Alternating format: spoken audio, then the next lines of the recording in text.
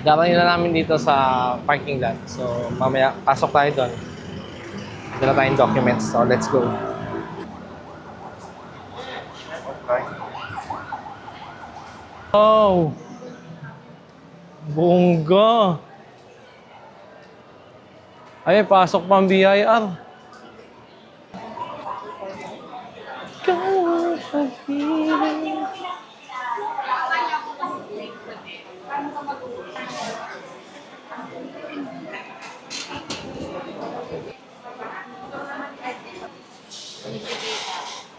Okay na. Okay. We already done. So, tara na. Para maisoli na sa client mamaya. Hindi talaga ng Vincent. Perfect. So, for today, biyahe na kami. Papunta dun sa aming pasyalang destination.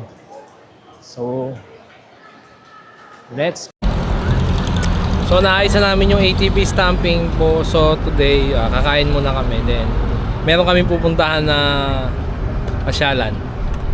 So, let's go. We are now approaching na tayo dito sa Kawit na kalsada. Again, papuntang Binakayan. So, yun. Tapos na namin pa-stamp yung ATV ni Sir Bayani. So, yun nga, kasi baka madaanan namin siya mamayang gabi dahil yung resibo niya dadaanan namin sa printer today. So, baka madaanan namin mamayang gabi. So, didiretso tayo ng Molino. Pero bago tayo magtrabaho, syempre, bibili muna tayo ng kailangan natin. Kailangan natin kumain. So, syempre, saan ba tayo pupunta? Excuse me. Sa pinakamurang kainan dito sa Cavite. As always, hindi po kami sponsored ng Siapaw. Mura lang po talaga dun. So sa mga kagaya kong rider na dumadaan dito sa Cavite at gusto mong kumain ng pangbahay, pwede kayo suggest sa'yo ang Siapaw. Kasi marami na akong kinakainan dyan, hindi satisfying. Sa Siapaw, mura na. Para ka lang nasa bahay. Para ka lang nasa probinsya probinsya mo kung nasaan ang probinsya. So mamaya update ko kayo ulit. Malapit na kami doon. So goodbye.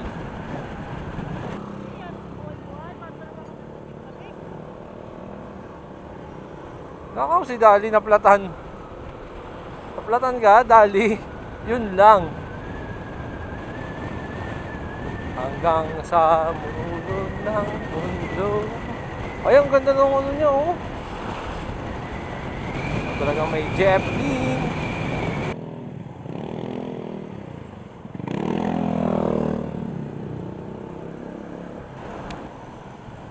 Hey, Siapaw, here we go again.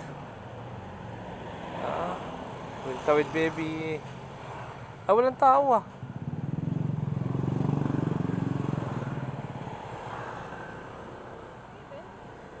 Ha? Nung Christmas party nila yan. Tapos na.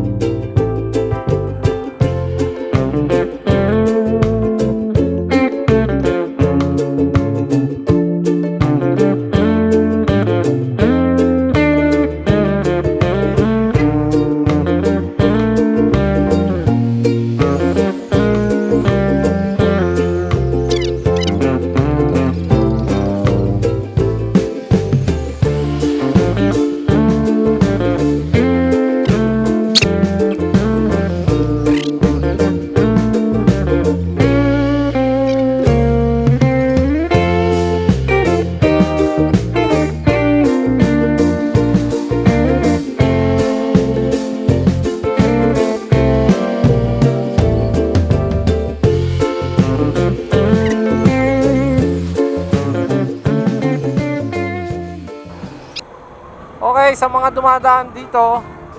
So one way na po yung papasok. So dito po ang palabas. Turn right, kanan. Pagkatapos may konting kalsada po yan, kakaliwa po tayo. And then kakanang konti, same lang naman, pinaikot lang tayo. Parang katulad niya, pinaikot ka lang. Kala niya mahal mo siya, pero iba pala ang mahal niya. Pinaikot ka lang. wala naman kinalaman sa kalsada. So ito po, ayan.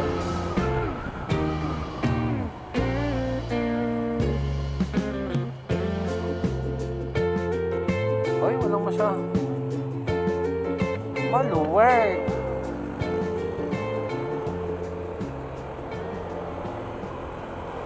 Okay, so yun diretsong MOA. So di tayo dyan pumunta. Dito tayo. Papasok tayo ng Rojas Boulevard.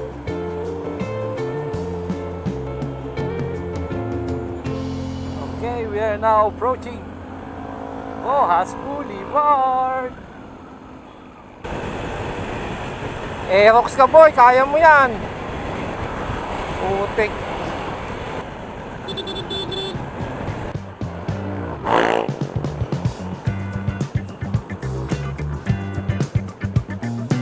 Dami talaga.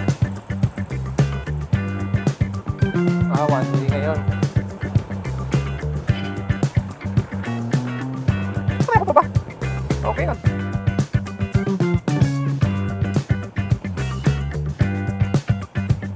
Dapat.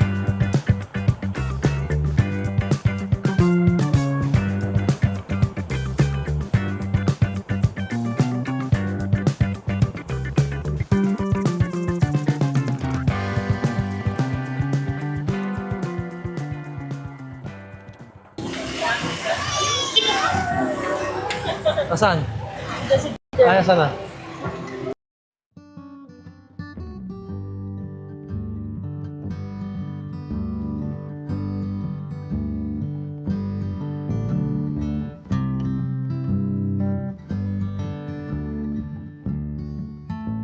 Ay, so inaabot na kami ng alas 7 para lang sa sapatos. So next naman namin punta is sa helmet naman. Okay, so, we're now going to Narira Extreme Gravity. So, late na nga yun eh. Ang alam ko talagang alas 7 yun eh. Sa ano nga, sa Novaliches, alam ko alas 7 yun yung main nila. Alas 7 nagsasara doon eh. Pero papasukin ka pa ng ano, pumasok ka ng 7, bibigyan ka pa nila ng parang isang oras pa na leeway para maghanap at magsaya. Makati na to. Yung area na to. Tawag dito, nahaluan ng tamang kalandian kaya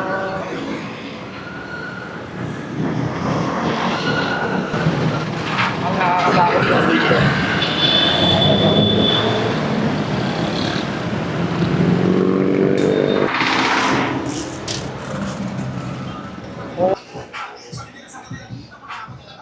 Oh, tsaka sa 8.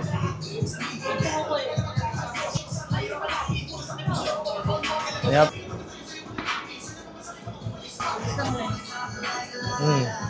Ito, NHK. So, mahaba talaga ang traffic. Traffic kami. So, dito na lang kami muna dadaan sa pinakamahabang shortcut. Ito po ang pinakamahabang shortcut sa Maynila. Shortcut siya pero mahaba. So, puntahan natin.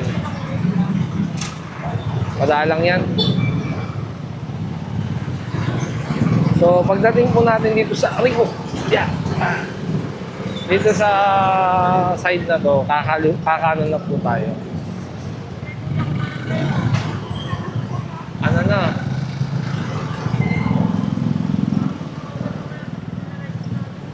Ito na po ang pinakamahabang shortcut sa Maynila.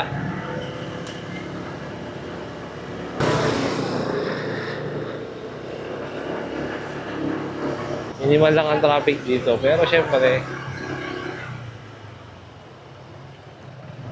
kailangan natin na iwasan yung traffic na yan.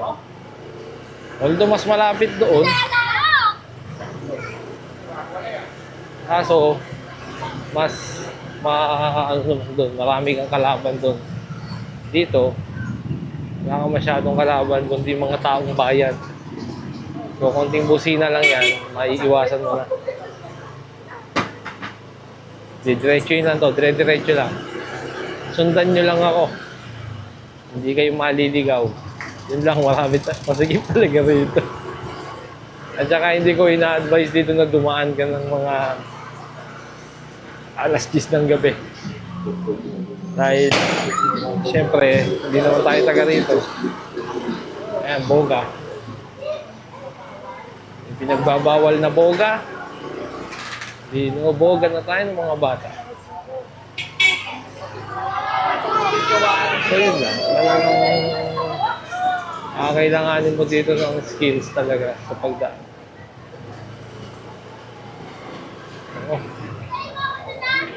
Pinatawag sa'yo.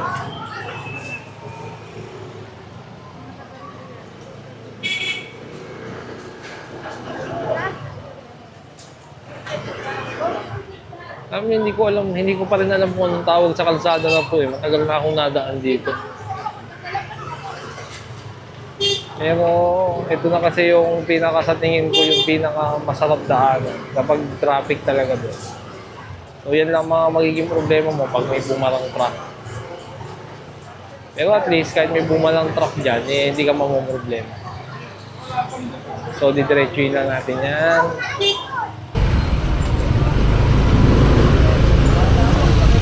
So dito naman tayo. Yan, kakanan tayo.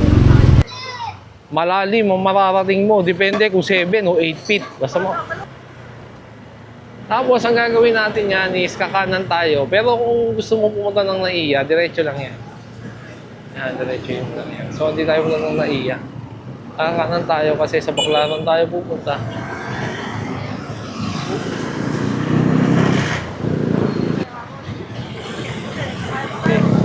Kaso di ba gabi dito? Uy, baka naman. I'm not prepared to going there. Paranaque pa din. So hindi ko na alam kung saan to sa Paranaque. Pero pag diniretso mo yung kabilang side is Baclaran yan. Baclaran Station. So ingat lang kayo sa mga bumps. Marami ditong lubak-lubak yun na parang lumubog na espaltong kalsada. At saka yun, no? At saka syempre, yung mga jeep na pasaway, medyo bantay-bantayan mo rin sila. At saka itong mga bigla na sumusulpo. Ayan, marami yan dito, kaya aware ka dapat sa pagdadrive mo. Oo, pakanan siya, alam ko. Mga ka-adventure, so pauwi na tayo ngayon at dito tayo dadaan sa may crossing na Rojas Boulevard going to Postal Road dati. Ngayon na yan, tawag kay Cavitex. At pupunta pa tayo dito sa may MOA. MOA Crossing, MOA, Rojas Boulevard yung kanan. Habol pa. Rojas Boulevard.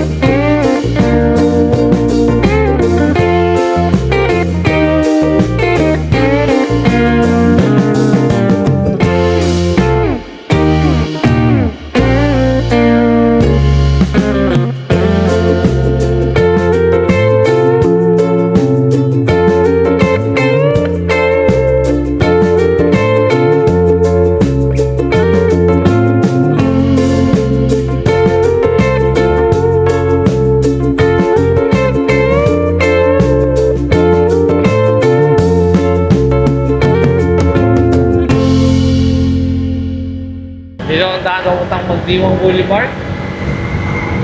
So, medyo ginabi na. Pero nagsabi naman kami nagagabihin kami dun sa kliyente. At saka kilala ko naman kasing personal yun. Kaya kahit gabihin ako ng konti, okay lang. So, yun na nga po. Kilala kong personal po yun. Kaya hindi naman ako nahihiya. Aso nga lang, hindi kasi paganda maghatid ng sobrang gabi na. At baka maaga matulog yung iba. Ito, special case po ito kasi kilala ko po ng personal po yun. Kaya nakiusap ako na idaan ko na lang kasi matadaanan ko naman siya. At pumayag naman po sila. Kaya puntahan natin sila sa kanilang residence.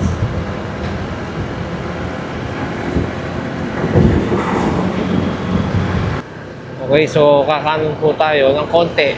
Kakanan lang tayo ng konti.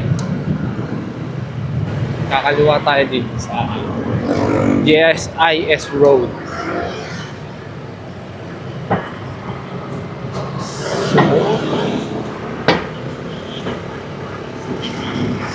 GSIS Road.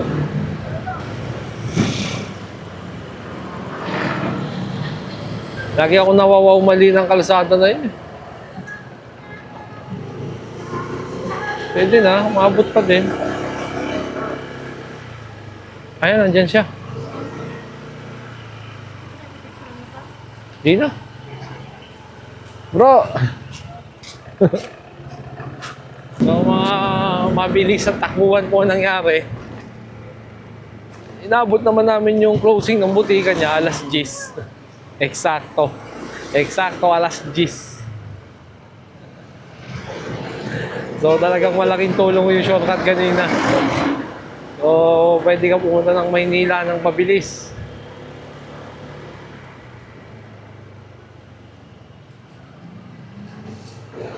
O sa ngayon, dito muna tayo.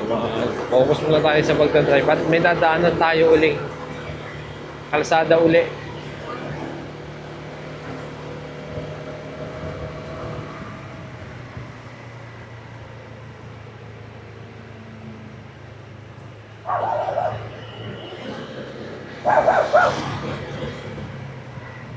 Bakit kaya sinasara nila to? Bakit?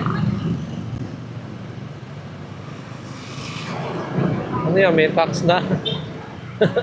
May toll gate. Pumunta ako kay Peclaro eh. Residence sa pupuntahan ko eh. Oo. Parang tanga, naglagay ng gate dyan. Eh, ano yan? National Road dyan. Tanga. National Road dyan, lalagyan mo ng toll gate. Away talaga, bayad ng gobyerno yan eh. Laki tuloy ng traffic. Toll gate. Ang haba, putik. Hanggang dito na lang ang ating gala, ang ating video. Kung nagustuhan niyo po ang ating adventure for today, is paki-subscribe po ako at paki-follow na rin po ang aking Facebook page para po sa mga business registration, business problems. Huwag lang po problema sa pag-ibig at medyo mahina po ako dyan. So this is Brian saying na honesty is next to godliness. So good night and goodbye. Nandito na po kami sa may Manggahan. On the way na kami sa Manggahan. So, see you ulit sa next vlog namin. Bye-bye!